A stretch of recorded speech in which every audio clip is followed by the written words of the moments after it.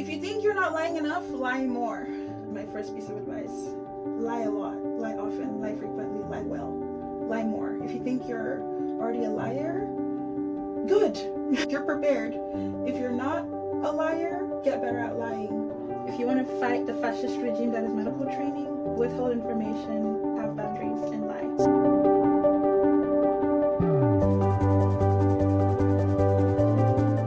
I wanted to make this video because I know this is currently white coat season, or at least it was for me 4 years ago.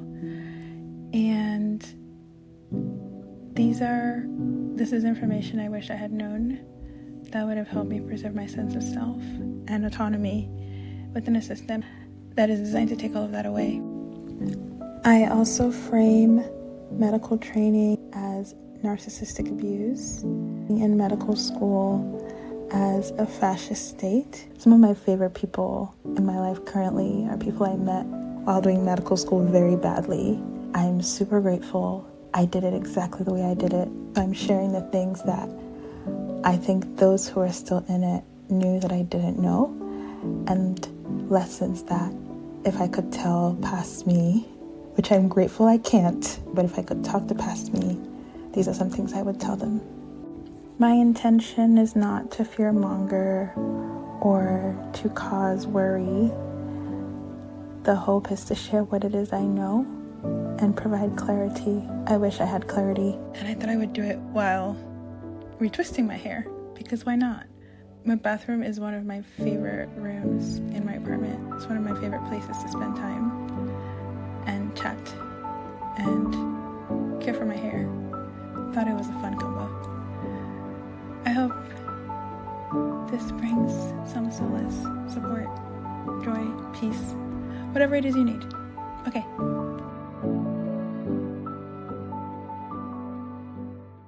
This is the episode I wish I listened to 4 years ago in 2021, right about now. This is a podcast I wish existed when I was beginning medical school. And some of the things I'm going to say may be common knowledge. It's like, everybody knows that. If you knew that, amazing. Good job. I'm so happy for you. And if you didn't, I didn't. Yeah, this is really for past me, is the long and short of the story. Thing number 1, lie. Lie. I wish someone had told me to lie. I wish someone had told me to lie more. I wish someone had told me at the beginning, you know what? They're already lying to you, so you lying is just correcting course and reducing the amount of harm that will be done to you. My first piece of advice is to lie. Lie a lot, lie often, lie very well. I need to talk about what I mean by lie, right? So there are lies of commission and lies of omission. Lie in all of the ways you can. Lie by commission, lie by omission, omit information. Think of lying as a protective mechanism. Think of lying as a survival behavior. Think of lying as righting the wrong. Wrong is already being done to you. You're already being sold a lie as far as what medical school is. And you're being sold a lie as far as what they want you to do while being in medical school. Like, it's not possible to do all the things they say you should do while keeping your health intact, while also telling them what is exactly going on and being honest and giving them feedback. They don't want honesty. They don't want honesty. They want lies, because they're lying to you. They expect you to mirror them back to them, right? Like a narcissist wants you to be a mirror and not a separate individual. So they're already liars. Lie. There's some required pieces of literature that they give us to read at the beginning of medical school, at least at UCSF they did. The piece of literature I recommend is the 48 Laws of Power. If you can, read the 48 Laws of Power. So that's, I guess, thing number 2 I wish I had known to do before starting medical school, is to read that book. I will come back to the lying piece later, but I wish I read that book. I started reading it right around when I was facing the brunt of a lot of the difficulties that I experienced when I was getting my surgery and stuff like that. For those who haven't seen the rest of my story, administrators and staff, namely my advisor, used a health procedure that I was going through as an entry point to make my life so hellish and torture me to the point where I was struggling mentally. And when that didn't work, they resorted to other tactics. The end goal was always to dismiss me and get rid of me. I read that book during that time because I just couldn't understand the tactics and the manipulation and the amount of lying that was embedded into the systems that I was navigating. I took people at their word. I took people at face value. That was a very bad idea. And I was also very honest. I walked right into the devil's den and gave them ammunition with which to harass, torture, and abuse me. So that is something I regret not reading earlier. That book is typically associated with what they call dark triad traits, which are actually very much how the system functions. That is very much how medical school functions. And I don't say this to fearmonger at all. I don't say this to fearmonger. I say this because it is reality. And on some level, those traits are not inherently bad or good. Not on some level. I know those traits are not inherently bad or good. They call them dark triad traits, but they're very, very rewarded in medical school. If you have those traits, you will do very well in medical school, and you will be able to go through it unscathed. Those of us who operate from a place of thinking people are who they say they are, and honesty and integrity, none of that is really rewarded. None of that is rewarded if you're also somebody who thinks for themselves, right? If you're someone who thinks for themselves and isn't just an executor, if you're somebody who visions and critically thinks and critiques things, nobody wants you to be honest. Nobody wants you to see medical school for what it is, the exploitative death machine that it is, okay? That is not welcomed. It was such a scam. They had us read books that were centered around diversity and inclusion and really serving patients. They had this thing called Diversity Matters orientation that was very much, I would say, such a distraction, a PR machine, a brainwashing package. They really got me with that one. That happens at the beginning of medical school, and I really thought, oh wow, we're really going in with wholesome vibes, and really that was the most human I felt in medical school, was at the beginning. And then Wet Coat also. You know, I want to look back and call myself stupid and naive, and maybe I am, in which case that is my Achilles heel, that is my pitfall, that is my fatal flaw. And I also realized that it's not a bad thing to believe people and take people at face value, right? It's not a bad thing to be honest. It is a bad thing to be honest within a system that is already dishonest and rewards dishonesty. If you think you're not lying enough, lie more. I think every other piece of information that I'm going to say is probably going to have some flavor of lie in it as my first piece of advice. Lie a lot, lie often, lie frequently, lie well, lie more. If you think you're already a liar, good, you're prepared. If you're not a liar, get better at lying. Again, read that book, 48 Laws of Power, because it is about power and manipulation and control and all of this shit that I had no idea going in. I thought we were there to learn how to heal the world and how to reduce health inequities and all this other stuff, and that is just a cloak used to conceal the true intention. I'm not saying that because people are evil. I'm saying that because the system itself was founded by traumatized people, and trauma replicates trauma, much like cancer. We are just the hosts. We are just the hosts. I will maybe one day talk about the hallmarks of cancer and liken that to the medical education system.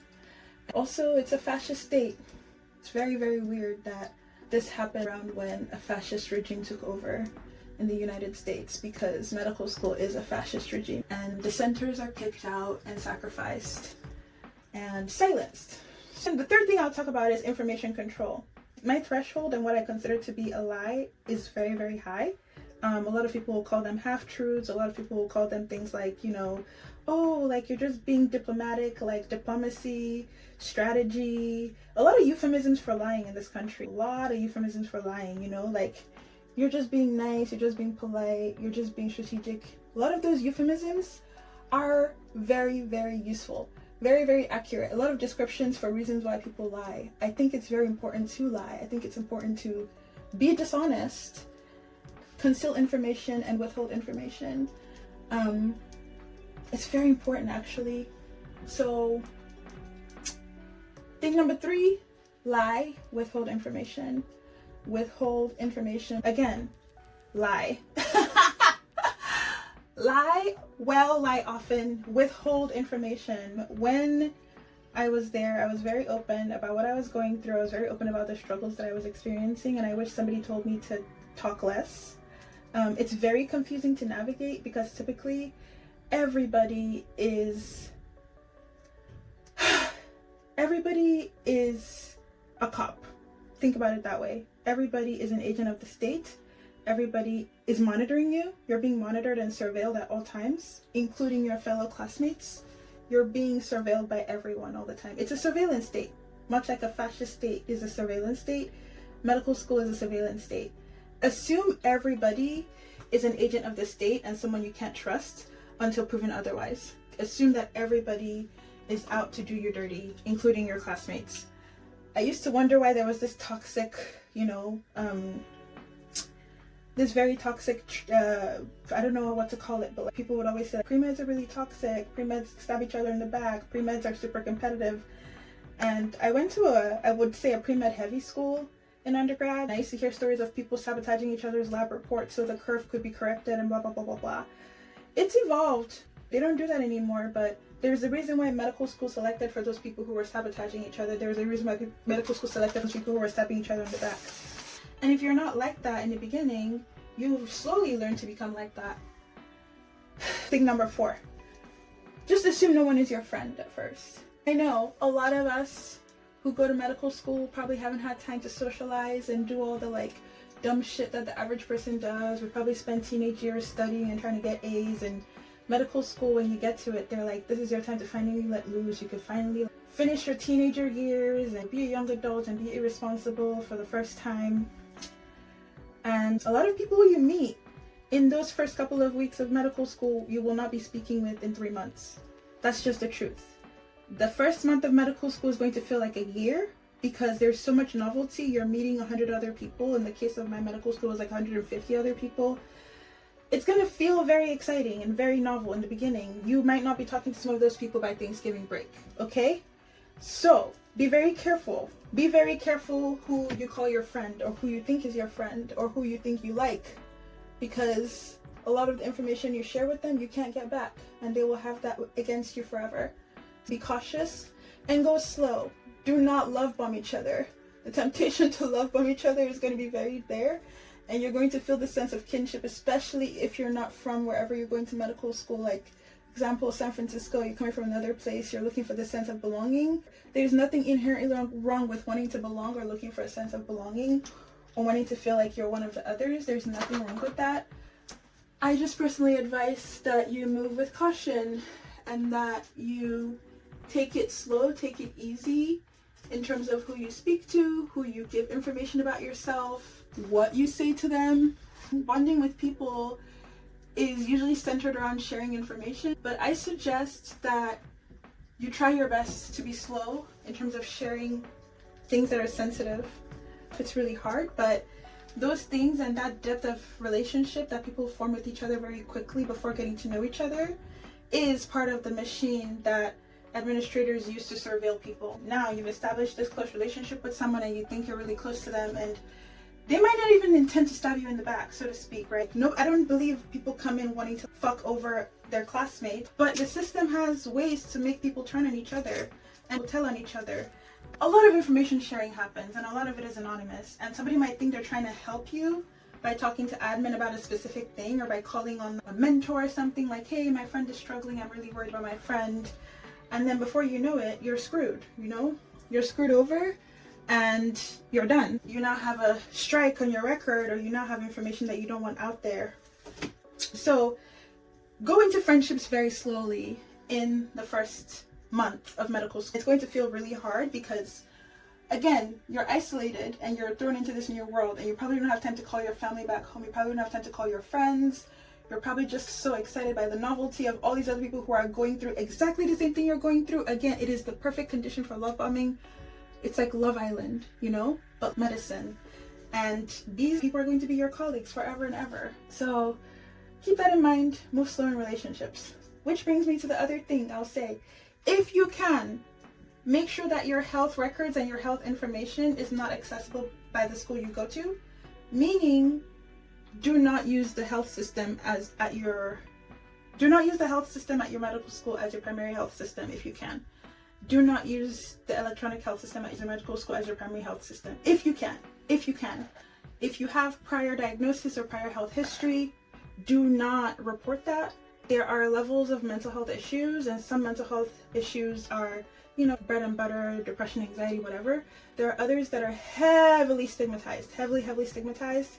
And I would argue that psychiatry doesn't even understand that. They don't understand what it means to be somebody who has certain kinds of trauma, or who has a certain way of being in the world that is just neurodivergent, that honestly shouldn't be pathologized. Maybe you're somebody who's more sensitive to stress, more sensitive to torture, and able to really sense the temperature of how fucked up medical school is. It will mess with you. In that case, you don't want them to have the weapons at their fingertips to make your life worse.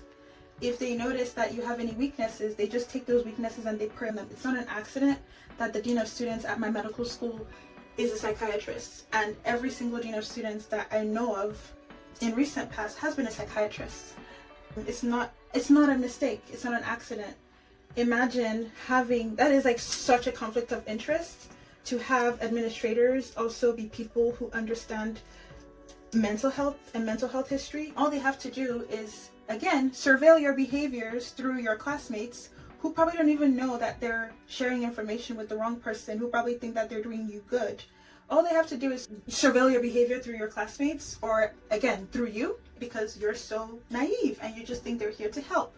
And they keep scheduling these check-in meetings that you didn't ask for, but you feel rude about declining. Me. So you're like, okay, I guess I'll check in. I did the worst thing I could have done, which is open up to my academic advisor about the supports I have in place. It started off as like what supports do you have in place for the coming year, blah, blah, blah, just checking in on you. And I told her what supports I had in place, and that was the worst thing I could have done. What I should have done in that meeting is, how are you doing? I'm so good. How was your break? It was so good, blah, blah, blah, blah. What supports do you have in place? Oh my God, like I have this, I have that, bread and butter stuff. I have a therapist, da, da, da. I didn't need to go into detail about what my stressors were, the lessons I had learned from last time. I thought I was talking to someone who was taking that information so that when I checked in with her again, she would have background. Don't do that. Do not do that.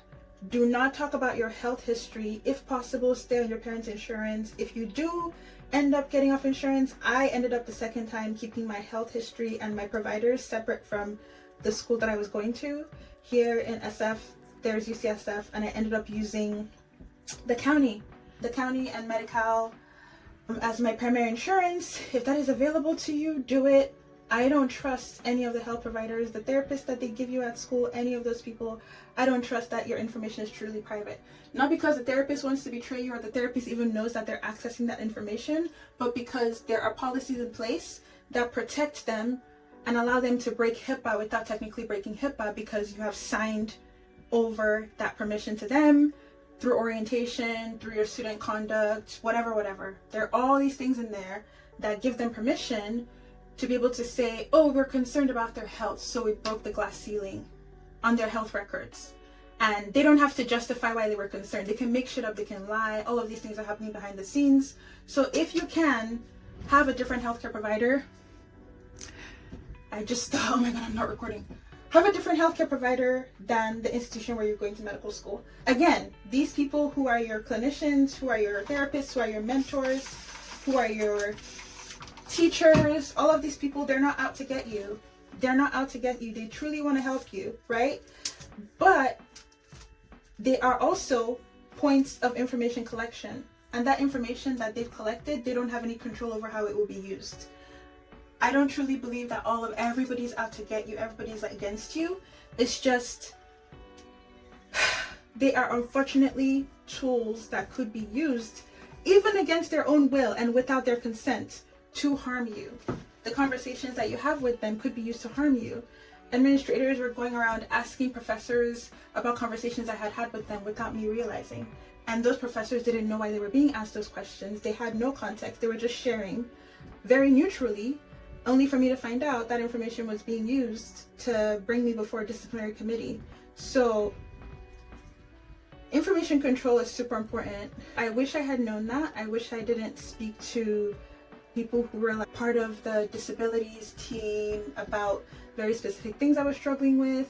Which brings me to my next thing. Do not share your diagnosis, okay? If you need accommodations while you're in medical school, the law does not require that you share your diagnosis. They will ask you to share your diagnosis with them, and they will ask you to share the paperwork for your diagnosis with them, and then they're gonna ask you, what accommodations do you need? Does that sound right to y'all? Like, I just shared my diagnosis with you so you can tell me what accommodations I need because you're the disability specialist. But no, the diagnosis you've just shared with them is so that they can use that against you. They don't actually need to know your diagnosis. There is no law, no rule that says that they need to know your diagnosis. Do not share your diagnosis. Even if it's so simple. Don't share your diagnosis with them. Don't share any evidence, don't share any paperwork. When I got diagnosed with ADHD, which was the beginning of me realizing my neurodiversities, I shared the results of my diagnosis with them because I thought that I had to. That is a big part of all of this, is coercion without you realizing you're being coerced. Inherently, there's a power dynamic that means that when you're asked for something, you cannot truly consent because there are retaliations that come with not consenting. And eventually I stopped consenting and I started saying no, and that's when shit got bad for me. So I would advise that you set the boundaries in the beginning around not sharing unnecessary information. If you're asked, do you have any, I don't know how you would lie about this. I'm not a very good liar, but I think some people can help.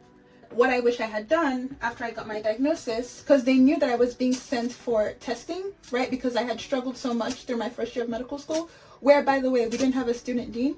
We had one dean who was doing both things. There was a hiring freeze, very much like right now. There was a hiring freeze, and this dean was doing two different things, like two full roles were on one dean, and we're in the middle of a pandemic, and a lot of the accommodations I needed were not present. My phone keeps cutting out and the recording keeps breaking up, but hopefully I will try to finish what I was saying. I recorded for a while and it wasn't recording at all. I struggled through for a year, and rather than get support, I got punished because it's all your fault. It's never the fault of the system for not giving you enough support. Another mark of narcissistic abuse is all your fault. Pull yourself up by the bootstraps. Anyway, I eventually got support. Eventually a dean got hired at the end of that year when I had been through hell and back, when I had gone unsupported and I was completely mentally burnt out. The dean of students position was finally filled by a psychiatrist who was then able to get me. I got tested, and I had to convince my healthcare provider through the school that I needed a referral to get tested, and that I wasn't a dark-skinned black person who's just drug seeking. Yeah, they implied that, my provider implied that, and I had to be like, they were like, well, you made it this far, you can't have ADHD, you can't possibly have ADHD, you must just be drug seeking. And they didn't say those words, but that's what they were implying. And they had never heard of the fact that cognitive abilities can mask executive function deficits. Can you imagine? That is not a part of how providers think about mental health. This was a psychiatrist. This was a psychiatrist who was telling me this, who was my provider, not the dean, but the provider I had through the student health services was saying this to me. It was really weird. I was like, whoa. And I found this out later the more I looked into ADHD, but it's like, you can't have ADHD. Like, you're super smart. You made it this far. I want to see your health records from treatment, blah, blah, blah, all this stuff. Eventually, I was able to get referred for testing. They approved, and the insurance was through my school, so again, I felt this pressure to let them know. I was so open, and I told them I was getting tested, and after the testing happened, I had a meeting with the learning specialist, and they asked for the results of my test, and I emailed it to them, and I didn't have to. This person asked me to share my report, and that was very inappropriate. That was inappropriate. Them asking me to share the results of my report was a boundary violation. Did I know it was a boundary violation? No. Did I know that I didn't have to share it with them? No. It is very much coercive control, and it is very much intimidation. That was a boundary violation. They should not be asking students to share health records, personal health information. But that's part of what they don't tell us, right? Like, in my opinion, at orientation for medical school, there should be a lawyer. There should be a lawyer as who is part of the orientation who tells you what your rights are as a medical student. The fact that they don't have that, they don't have a lawyer who's explaining what you're signing when you sign the student conduct document and when you sign whatever they have you sign when you're starting medical school. The fact that there's no lawyer present to like help you review that contract is the beginning of the exploitation, is the beginning of the removal of power, right? Very much like living in a fascist state. Removing power and removing democracy, removing consent, right? People talk about consent and they think consent is a joke. Consent and boundaries are the antithesis of fascism. Individual expression is the antithesis of fascism. Having your own mind, being able to speak up for yourself, is the antithesis of fascism. Sameness and compliance enables fascism. So, if you can, have boundaries. When I think about medical school, which is very much a narcissistic abusive relationship, when I think about that, I think about boundaries. Boundaries are the number one way to minimize the harm done in narcissistic relationships. Narcissistic relationships, they're all about boundary violations. That person should have never asked me to share the results of my report. That should have never happened. But I didn't know better. And a lot of us don't know better. A lot of us don't think we need lawyers. A lot of us can't afford lawyers. A lot of us don't know what our rights are. We're never told what our rights are. And that is very intentional. I didn't know that I could say no. I didn't know my rights. What medical schools should have, if they even want to give medical students a chance, if they really care about consent, if they're really not fascist states like I claim, medical school, medical training, medicine is a fascist state, it's a fascist regime. If they really weren't fascist regimes, if they really weren't narcissistic, abusive relationships, they would allow you to know what your rights are. They would tell you what your rights are. They would have a session and during orientation where they have a lawyer run through what you're signing when you sign the student code of conduct agreement or whatever you sign at the beginning of medical school that said you're now enrolled. They would have a lawyer run through what those things mean. They would have a panel of students talk about when those things have been used against them. They would. So that you know what you're getting yourself into, so that you know how to navigate it. But they're lying to you by omission. So again, that's why I don't feel bad about saying lie. Lie by omission back. They're already conning you. They're already scamming you. They scammed me, right? Like, they didn't tell me all the things I had signed over. They didn't tell me that they could access my records. They didn't tell me they could access my information without my consent or without the consent of providers. They didn't say that. A lot of staff members keeping these records don't know that they can be accessed. Or maybe they do and they don't care. I don't know. But they can be accessed at any time. And they won't even tell them. So this person who asked me to share my report, that was an inappropriate ask on their part. They shouldn't have asked me that.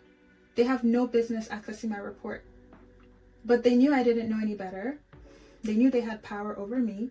And they knew that I would probably naively do it. So they violated my boundaries.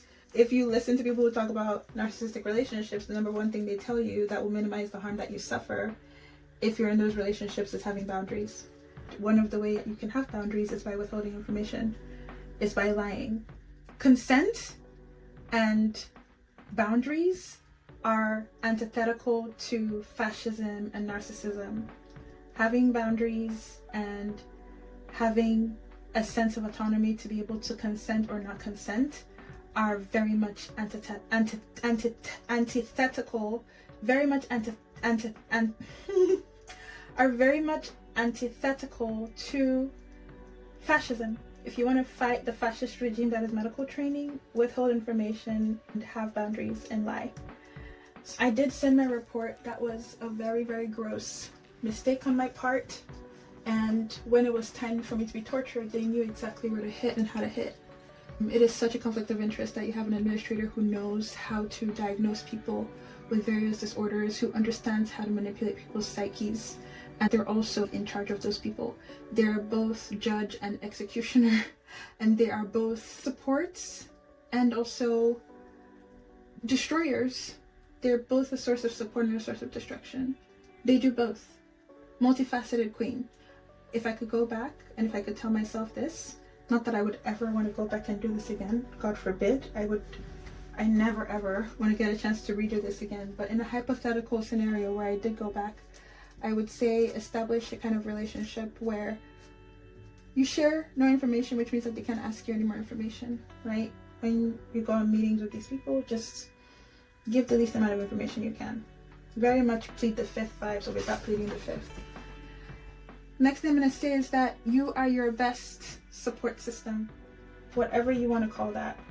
You are your best advisor, better than whatever academic advisor already exists. A lot of these people do not know how to be academic advisor, very unqualified, and actually do the opposite of advising. They mess you up because that is what the system does. They are allegiant to the system, right? You are your best mentor, you are your best career advisor, you're your best academic advisor, you're your best disability specialist, you are your best everything.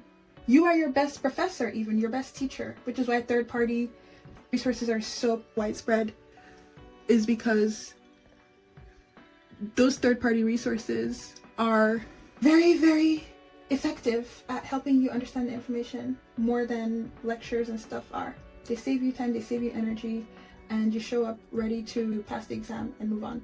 You are your best teacher. Everybody else is, when the chips are down, has allegiance to the institution, not to you. You are the only one who's on your side. Which brings me to my next point. If you can, as much as you can, build community outside of medical school. You're going to be spending so much time with classmates. So much time with classmates all the time. The temptation, especially if you're from out of state, especially if wherever you're going to medical school is not your home, it's not your hometown, it's not close to your hometown, you're far from family, the temptation is going to be to latch onto these classmates and start doing everything like playing sports, intramural sports, going to the gym together, going to movies together. They become your best friends. That is the temptation.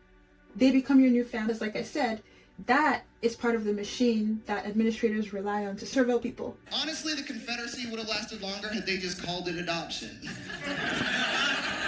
They're like, what slaves? I got my house sons and my field sons. It's like how your job exploits you, like here on this plantation, we're a family. They become your best friends. And it's very easy for you to forget who you are because you're actually now showing who you fully are around these people. I would advise my younger self before medical school to hold on to as much of me, hold on to as much of yourself as you can. Preserve as much of yourself as you can. When I say that medical school erodes your sense of self and who you are, your identity, your light, it does that by putting you in constant hypervigilance mode. It does that by surrounding you with people who are constantly surveilling you. And there's a degree of awareness that you're being surveilled because you're now showing who you fully are around these people. Unless you're like me and you can't read social cues. Why would I pretend to be someone I'm not? Which is why I'm here and they're not, right? Those other people are not. They learned how to only show a certain version of themselves that was safe for them to show. Now imagine that is the only self you can show all the time because you're not in contact with people who have nothing to do with medical school. People who have no bearing on medical school. People who don't care if you're in medical school or not. People who are not going to bring up medical school as a topic. Do you know what I mean? So if you can, find intramural sports. Those people in your city are probably around your age. Go play intramural sports with them. If you can, go to a gym that isn't your school's gym. If you can, find a hobby that has nothing to do with medical school and do it with people who are not in medical school. If you can, live away from medical students, live away from campus. Keep third spaces where you can fully be yourself without it having any consequence. The goal of narcissistic abuse is to have you lose your sense of self, to have you lose your autonomy, to have you be entirely dependent on the system for approval, for community, for a sense of self, for a sense of identity, for fun, for socialization. The innate need to belong to something and belong to a group is what makes us human. It's so important that we're mirrored. It's so important that we feel like we have a sense of belonging and community. And medical school and medical training preys on that to surveil you. Don't apologize for having a need to belong. There's nothing wrong with that. Don't feel shame for having a need to feel a part of, to feel among, to feel like you are a part of a group or that you belong somewhere, especially if you're leaving home. It's so difficult. Don't apologize for that. Don't feel bad about that. There's nothing wrong with that. What is wrong is that they prey on that need. They prey on that innate need and create an environment where the people you trauma bond with, because medical school is inherently traumatic, people you trauma bond with end up being your only community and your only sense of, the only people through whose eyes you see yourself. They're the only people who mirror who you are back to you. The purpose of community is to find mirroring, to find people who reflect you back to you. And if the only lens through which you're reflected back to you is in medical school and around people who are in medical school with you, you lose so many other facets of who you are. Combined with the fact that there is so much time spent around those people, that is one way that isolation is achieved in medical school. Less and less time to talk to family, less and less time to talk to people who have nothing to do with medicine, more and more time spent with people who are in medical school. As much as you can, make sure that you have dedicated time that you spend in the company of others who have nothing to do with medical school. It's very difficult, it's very hard. I know that people who live with other medical students do better in medical school. You know, they remind each other of like deadlines, and when it's exam season, everyone's studying together. It's just easier. It's easier, and that ease comes at a cost. It is possible to make it through and not be tortured in the ways that I was. And it is possible to keep a semblance of a sense of self, keep a semblance of your identity, hold on to who you are, and still have connection and still have community and thrive. Anyway, that's it from me. I wish everyone the very best as you begin medical school, as you begin your medical school journey. I wish me from 4 years ago the very best. That's who this video is intended for. And I hope it all works out. Just lie. Lie a lot, lie often, lie well. Parts of this video cut out, so I don't know if there's anything else I wanted to say that I'm missing. Be your own main character. Be the center of your medical school experience. Ask yourself, who am I? What do I like? And do your best to hold on to your sense of self outside of medical school. Do I have anything else I wanted to say? I will talk to you. Ooh, let me get the prayer, and then I will talk to you all soon.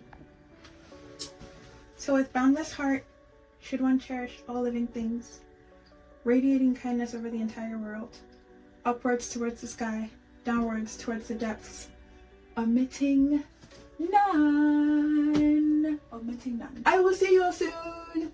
I will talk to you soon. Take care of yourselves, take care of each other, allow those who care for you to take care of you. And for those who are starting off medical school, best of luck. It's a very exciting time. I wish you the best, and I hope that all of the things you hope for happen and come true. I wish you nothing but success and happiness and the least amount of suffering.